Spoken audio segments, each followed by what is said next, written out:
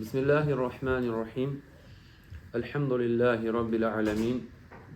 Vahdahu ve salatu ve selamu ala nebiyyina Muhammedin ve ala alihi ve ashabihi ecma'in. Amma ba'd.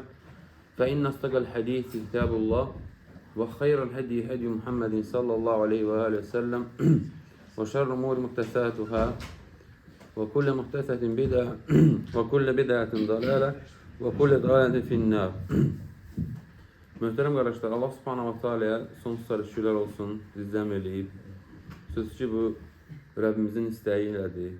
Allah subhanahu istəməsə, bizim nə qəlblərimiz, nə belə yığışmağımız bir ola bilməz.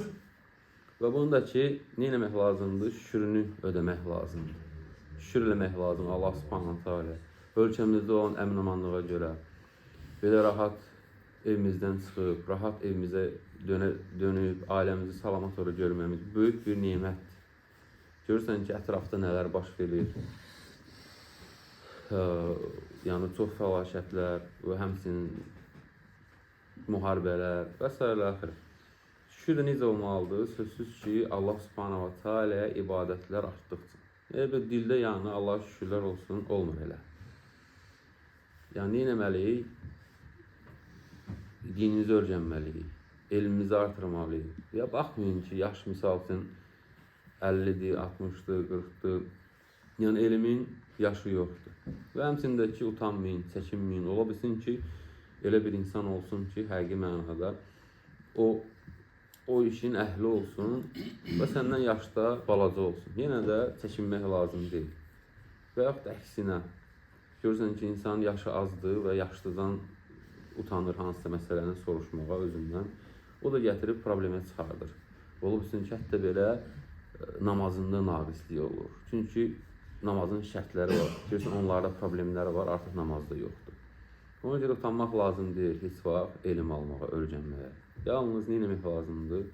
Allahın dinində irəliləmək. Hara çatacağını bir Allah bilir. Düzdür, müvəffəqiyyət Rəbbimizdən. Sadəcə biz o yolda olaq. Gün içində, əziz qardaşlarım, yəni əsas bir mövzuya toxunmaq istəyirəm Allahın müvəffəqiyyəti ilə. Həqiqi mənada ola bilsin ki, bəzi insanlar üçün yüngül gəlsin o mövzu və yaxud da bəzi insanlar bu mövzuda səhlənkarlıq göstərsin. Amma bu böyük problemdir. İndi Allahın izni ilə qısa da olsa, inşallah o barədə müəyyən bir tövsiyələr edəcəm Rəbbimizin müvəffəqiyyəti ilə. Yəni, əgər bu xüsusiyyət kimdəsə varsa, Allahın izni ilə, sözsüz ki, o insanın dəyəri olar. O insan dəyərli olar. Əgər bu xüsusiyyət o insanda yoxdursa, o insan zahiri nə qədər gözəl olsa belə, içi boşdur. Nə qədər gözəl olsun. Bu nədir qardaşlarım? Bu əmanətdir. Əmanət. Allah subhanahu wa ta'ala Quran-ı Kərimdə bildirir ki bizə İnna Allah ya'murukum an tu'addul əmanət ilə əhli. Allah subhanahu wa ta'ala şübhəsiz ki, Allah sizə əmanətləri öz əhlinə qaytarmağa əmr edir. Qardaşlarım, Allah subhanahu wa ta'ala demir burada, Allah məsləhət görür, demir. Allah subhanahu wa ta'ala əmr edir, deyir. Əmr edir. Yəni bu məsələ istəyə bağlı deyil. İstəsən eləyərsən, istəməsən eləmərsən. Və seçim də deyil. Bu imanın tələblərindəndir. İmanın tələblərindəndir. Allah subhanahu wa ta'ala Əhzab surəsinin 70-ci ayəsində birbaşa mənalı tərcüməsini oxuyacağım. Biz əmanəti göylərə, yerə və dağlara təqdim etdik. Onlar onu daşımaqdan imtina etdilər. İnsan isə onu götürdü. Bu ayə nə deməkdir, qardaşlar?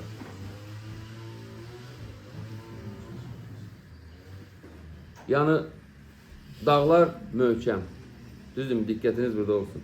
Dağlar möhkəm, yer geniş, göylər nəhəng. Amma onlar belə bu yükdən çəkindilər. Götürmədilər. İnsan isə götürdü. Bu deməkdir ki, əmanət çox ağır bir məsələdir. Və həmçindəki məsuliyyətdir. Əmanətin yəni həqiqi mənası, əmanət yalnız pul demək deyil. Pulla olmur. Bir kişi sənə 100 manat verdi, 1000 manat verdi, 50 manat verdi, onu qaytar. Yox. Çünki biz artıq ayədən başa düşdük, əmanət nədir? Təxmini. İnşallah gəlir artıq Allahın izni ilə. Əmanət sənin qəlbində olan imandır. Sənin qıldığın namazdır. Sənin danışdığın söz. Sənə verilən sirlər. Sənin üzərində olan ailə və övlad əmanətdir. Hətta sənin üzərində olan din və iman belə əmanətdir. Çünki Allah subhanahu wa ta'ala bütövlüklə sənə, yəni insana əmanət olaraq verdi bu dini.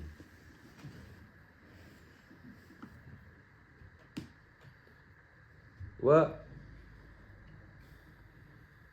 alimlər nə deyir? İnsanın bütün həyatı əmanətdir. Əmanət itməyə başlayarsa nə baş verər? Allah Resulü s.ə.v deyir ki, İzə duyyətil əmanə fəntəzrus səə. Əgər əmanət zay edildikdə, qiyaməti gözləyin. Artıq əmanət zay oldusa, bu şeylər artıq qiyaməti gözləyin. Bu baxın, qardaşlarım, bu sadə söz deyil. Bu xəbərdarlıqdır. Yəni, necə zay olunur? Hədisin davamı var. Ne deyir Allah Resulü s.ə.v? İzə vussidəl əmru ilə qeyri əhli. İşlər layiq olmayanlara veriləndə. Yəni, onun əhli deyil. İşlər artıq tapşırılır kimə? Qeyri əhlinə. Artıq onda əmanət zay olur. Sən neysən? Dinin məsələsidir. Din əmanətdir sənə, əmanətdir. Əmanət edirsən onun qeyri əhlinə. Və ya gəlib sorursan qeyri onun əhlindən. Nə məsələ istəyirsən istə. Nə məsələni istəyirsən misal çək. Yəni, əhlinə verilməzsə o məsələ dünya məsələsində. Hadi burada ustalar var aramızda. O usta olmayan insan gəlib onu başlayır eləməyə, ona tapşırılsa o iş nə olacaqdır? Zay olacaq. Düz deyil. Bu da elə. O ki qaldı, əgər dünyavi məsələlər bir insana tapşırılarsa, zay olarsa, gör o bursu məsələlər necə. Günümüzə baxalım, yəni reallığa qardaşlar. Nə məsələdir? Elə belə bir sədalət bir neçənə misal. Görürsən, etibarsız insan nə edir? Etibarsız adam məsuliyyət alır. Sözünü tutmayan adam rəhbər olur. Sir saxlamayan dost olur. Bu nə deməkdir? Bunlar hamısı onun əksidir. Yəni, əmanətin zay olmasıdır. Əmanət nədir? İmanın tərəzisidir, qardaşlar. Peyğəmbər s.ə.v deyir, Lə imənə limən lə əmanətə ləh. Əmanəti olmayanın imanı yoxdur. Bir insan əgər əmanət saxlaya bilmirsə, onun imanı yoxdur. Bu hədis insanı sirkələməlidir. Çünki insan ibadət edir. Yəni, insan ibadət edə bilər. Amma əmanəti yoxdursa, problemdir. Problemi var. Əmanət gizli tərəfi, nədir? Ən təhlükəli tərəf elə budur. Gizli insan saxlayır. Əmanət yalnız böyük şeylərdə olmur ki. Yəni, insan misal üçün böyük bir miqdarda. Xırda şeylərdə. Əmanət həmçində xırda şeylərdə sınanır insan.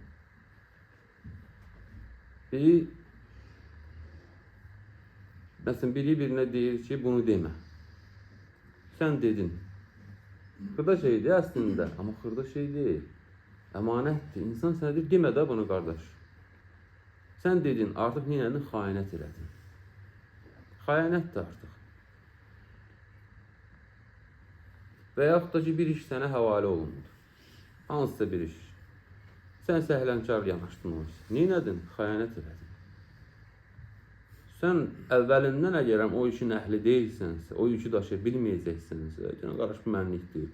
Amma o işi artıq götürüb ona səhlənkar yanaşırsansa, necə insanlar görürsən ki, gün içində bundan əziyyət çəkirlər. Hansı dünya mənfəətinə görə və yaxud da ki, başqa işlərə görə hə deyir, sonra artıq yükün altına girir və səhlənkarlıq edir və günah daşıyır. Bu xəyanətdir. Sənin qardaşına qarşı, müsəlmana qarşı, qeyri-müsəlmana qarşı xəyanətdir.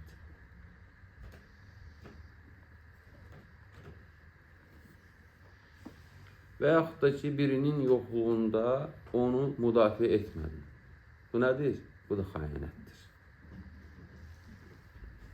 Allah Resulü s.ə.v deyir ki, münafiqin əlaməti Peyğəmbər s.ə.v deyir ki, 3-dür. Əyətül münafiq sələs. Yəni, hədisdən bir qismdir. Və idə utiyə xanə. Buxari və Müslimdə gəlir.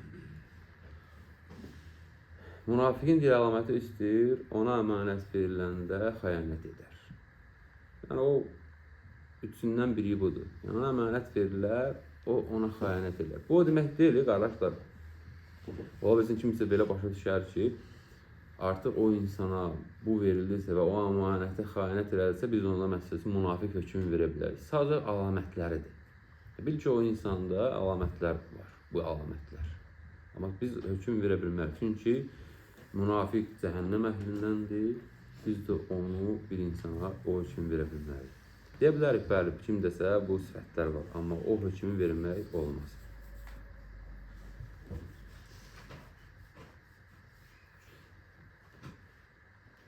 Yəni, bu qardaşlarım elə belə məsələ deyil. Yəni, həqiqi mənada əmanət çox böyük bir məsuliyyətdir. Və bu sadəcə də bir pis xüsusiyyət də deyil. Bu, yəni, fikir ver, Allah Resulü nə deyir? Bu, münafiqin əlamətlərindəndir. Sələflərə əmanət veriləndə nə edirlər sələflər? Bir söz versələr, ölənə qədər saxlayarlar. Ölənə qədər. Görürsən? Bir şey əmanət verilsiydi onlara, canları ilə qoruyarlar.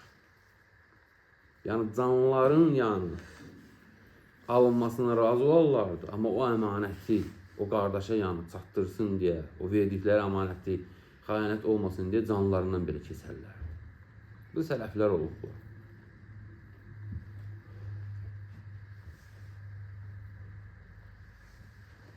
Və həmçindəki əziz qardaşlarım, əmanət Allahla olan bağlıdır. Qəlbin ölməsi nə vaxtdır? Artıq insan xəyanət edib utanmırsa, sir açıb peşman olmursa. Sirdir, açıb da onu peşman olmur ona.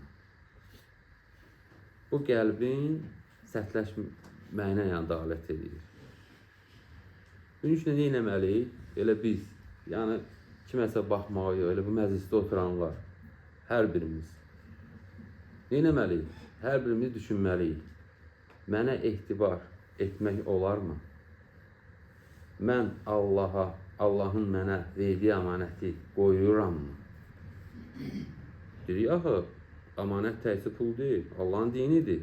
Dağlar götürmədi, yer götürmədi, göylər götürmədi, biz götürdük. Bu Allahın əmanətidir dini. Biz özümüzdən soruşmalıyıq.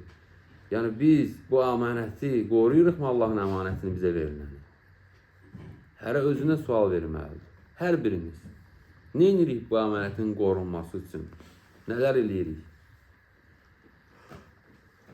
Mən sözümə sadiqəmmi? Axı söz verdin. Allah subhanahu wa ta'ala əmanəti götürdün. Sadiqsən. Əmanət, əziz qardaşlar, insanı uzaldar. Cəmiyyəti düzəldər. Aləni qoruyar. Çünki sən əmanət dedik, dindir əsas. İnsan nə qədər Allah üçün çalışarsa, həm də ki, çünki sən Allah üçün çalışanda, bu Allahın dini də əmanət. və o birisi əmanətləri də qoruyacaqsan. O çünki o da sənin dinindəndir. Bu Allahın əmridir. Əmanət yoxdursa ehtibar ölür. Münasibət dağılır. Qəlblər qaralır. Yəni əmanət yoxsa bunlar hamısı məhv olur. Allah Subhanahu hər birimizi qorusun. Allah Subhanahu bizi əmanətə sadiq qullarından etsin. Qəlblərimizi islah etsin. Bizi xəyanətdən uzaq etsin.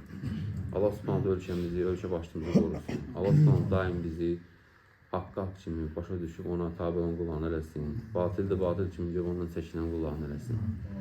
Allah Subhanahu taala hər birimizdən razı olsun. Allah Subhanahu taala diləyirəm ki, daim onun dininə xeyir verən qullarını eləsin bizi. Yəni baxın qardaşlarım, Allah Subhanahu dinində Allahın bizə ehtiyacı yoxdur. Sadəcə sən mən baxmalıyıq ki, o Allahın dinində hardadır? Nə edir o din üçün? Aydındır. Savaşmalısan Allah üçün. Allah daha doğrusunu bilir. Namazı da az qalıb. Subhanakallahumma bihamdik. Əşhədu ən la ilahe illə ente estağfiruke və etûbü ileyk.